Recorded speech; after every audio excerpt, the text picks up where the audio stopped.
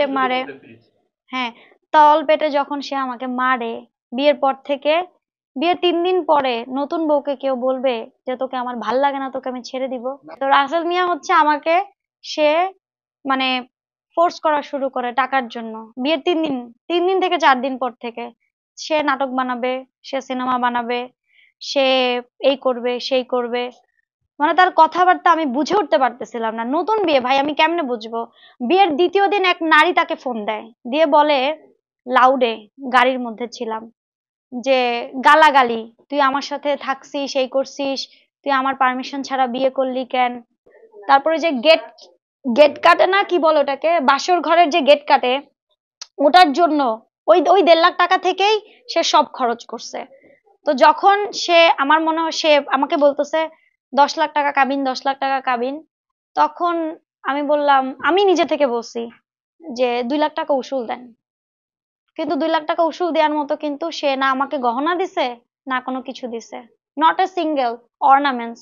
যেই অর্নামেন্টস গুলো আমি পড়াছিলাম গোল্ডের, সব কিন্তু আমার ব্যক্তি আমার। এবং তাকে বিয়েতে, এই যে আমার এই আংটিটা কিন্তু আমার নিজের কেনা, আমি সবাইকে দেখাইছি, এটা এই যে বিয়ের আংটি সলিটারির, এটা কিন্তু সে আমাকে পরায় দিছে, আমি দেখাইছি, এবং তাকে আমি প্লাটিনামের 2,90,000 টাকা দাম রিসিডও আছে আমার কাছে, প্লাটিনামের রিং আমি তাকে বিয়েতে পরায় দিছি, এবং গলার চেন 12 আনার একটা চেন গোল্ডের তাকে পরায় দিছি, সেটা রিসিডও আছে। এবং শেরওয়ানি থেকে শুরু করে একটা ছেলের আফটার শেভ, যা যা লাগে, আমরা তো ভাই সামাজিকতা নিয়ে চলি, পুরো একটা ডালা আপনারা গতকালকে লাইভে গেলেই পাবেন, যে আমি দেখাচ্ছি, বা লাগলে আমি দিয়ে দিব, যে হলুদের ডালাটা দেখবেন, যে হলুদ দিতেছে সে, সে বলছে যে আমাকে হলুদ দাও, পাঞ্জাবি পরা। ওই দিন রাতে, যেদিন রাতে বললো যে কালকে বিয়ে হবে রত্নার বাসায়, ওই দিন রাতে সে আমার বাসায় বসে, আমি তো সাজবো না, আমার মন খারাপ, আমি সারাদিনে তার সাথে হাসপাতালে, সারা রাত তার জন্য সজাগ। কিসের বিয়ে, কিসের কাবিন? বিয়ে কয়দিন পরে হোক, আমি নিজেই রেডি না, প্রিপেয়ার না, বিয়ের জন্য একটা প্রস্তুতি লাগে না? তো সে হুট করে 17 তারিখের বিয়ে কিন্তু আবার 16 তারিখে নিয়ে আসলো, আগের দিন নিয়ে আসলো, তাও রত্না কবিরের বাসায়। পরে আমি কি করব, আমি নিজেও বুঝতে পারিনি ওই সিচুয়েশনে। আমি ঠিক আছে, ওই দিনই সে গায়ে হলুদ দিল, গায়ে হলুদ, মানে আমার খালারা সবাই মিলে একটু হলুদ ছোঁয়াইলো, যেহেতু ও এতিম, ওর কেউ নাই, কে ওরে হলুদ ছোঁয়াবে? তো আম্মু বলতেছে, বাবা তুমি আনম্যারিড একটা ছেলে, সব ছেলেদের একটা স্বপ্ন থাকে গায়ে হলুদের, তাহলে আমরা একটা হলুদের আয়োজন করি। তখন আম্মু গিয়ে ঘরোয়া ভাবে ডালা টালা কিনে নিয়ে আসে, এনে ওকেও হলুদ ছোঁয়ায়, ওকে সালামি দেয়, আমাদের যে নিয়ম, যে গায়ে হলুদে বরকে সালামি দেয়া, হলুদ দেয়া, ট্রেডিশন যেটা, ডালা দেয়া, এগুলা করছে।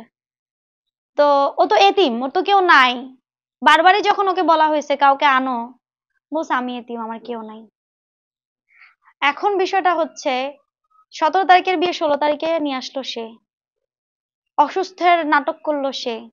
যদি এখন এটাকে নাটকই বলি, কারণ যদি অসুস্থের নাটক না হইতো, এমন কোন রোগ হইলে ভাই রিপোর্টে তো আসতো, তখন তো বুঝি নাই। এখন আমার কাছে সব খোলাসা, রিপোর্ট গুলো আপনাদের কাছে দিয়ে দিব ল্যাবেডের। তার নট এ সিঙ্গেল প্রবলেম ধরা পড়ছে, তার পুরো বডি হোল চেক আপ করানো হয়েছে ল্যাবের থেকে নারায়ণগঞ্জ, তার নট এ সিঙ্গেল প্রবলেম ধরা পড়ছে। হয়তো এটা সাজানো নাটক ছিল, তার মানে কি প্রি প্ল্যান্ড, সে নকশিপল্লিতে ফেস করতে চাচ্ছিল না, অথবা কোনো একটা রিজন। প্রথমত হচ্ছে আপনারা সবাই আমাকে এই ইন্ডাস্ট্রিতে ছোট থেকে বড় হতে দেখছেন। আমি যখন ইন্ডাস্ট্রিতে ঢুকি তখন আমি বাচ্চা, আমি গান দিয়ে ঢুকি, রেডিও জকি হয়ে ঢুকি, সেই ছোট্ট বাচ্চা আজকে আমি 2টো বাচ্চার মা। আমার বিয়ে সবাই দেখছে, আমার জারার বাবার সঙ্গে যখন বিয়ে হয়েছে, ইন্ডাস্ট্রির বড় বড় তুখোড় সাংবাদিক নেতারাও আমার বিয়েতে উপস্থিত ছিলেন, গেছে। যেমন আমাদের, মানে বড় বড় নাম না বলি, বিনোদনের যারা এখন হেড, আমাদের বিনোদনেরই। তো আমার প্রশ্নটা কি ছিল? ও আচ্ছা, হ্যাঁ।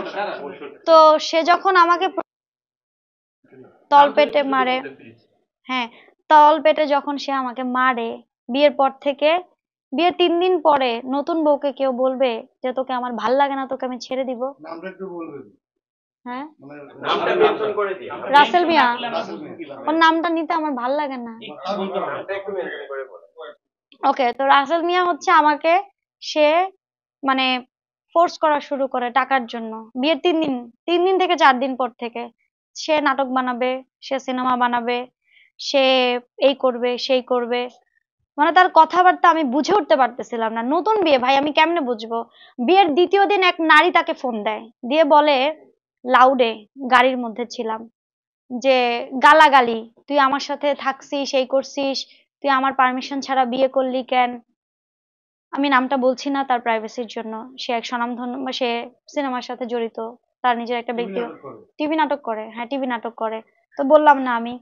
সেই মেয়ে বলল যে বিয়ের কয়দিন আগেও আমার সাথে থেকে গেছে, আমার সাথে লিভ টুগেদারে ছিল।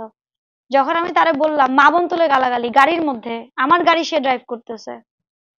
পরবর্তীতে সে বলল যে এটা সব বানানো নাটক, আমার পিছনে চক্রান্ত, আমি যেন সংসার না করতে পারি। তারপর ওই রাতেই সে আমারে মারলো। আমি তখন, আমার ভেতরটা তো স্বাভাবিক না, নতুন বউ, আমার ভেতরে আরে ভাই, নতুন স্বামী, তার কাছে এরকম ফোন আসলো, একজন আরেকজনের মা বোন তুলে গালি দেয়, এটা কোন সোসাইটি? কিসে থেকে কি কি হচ্ছে? তখন যখন আমি প্রতিবাদ করলাম, আমারে মারলো, বললো টাকা দে, সিনেমা করব। আমি তাকে ভেঙে ভেঙে ভেঙে ভেঙে মোটামুটি 4 লাখ 5 লাখ, 5 লাখ না, 5 লাখ 6 লাখের মতো হবে। কারণ আমার আমার ট্রানজাকশন তো আছে। 6 লাখের মতো টাকা তাকে আমি দিছি, ক্যাশ তুলে তুলে এনে। ইভেন আমার গোল্ড, আমার হাতের ব্রেসলেট এন্ড আরো কিছু, এগুলো বিক্রি করেও মানে ইনস্ট্যান্ট টাকা চাইছে। ওই দিন ছিল ফ্রাইডে, ফ্রাইডেতে তো ব্যাংক খোলা থাকে না, এবং বুথে 2 লাখ টাকার বেশি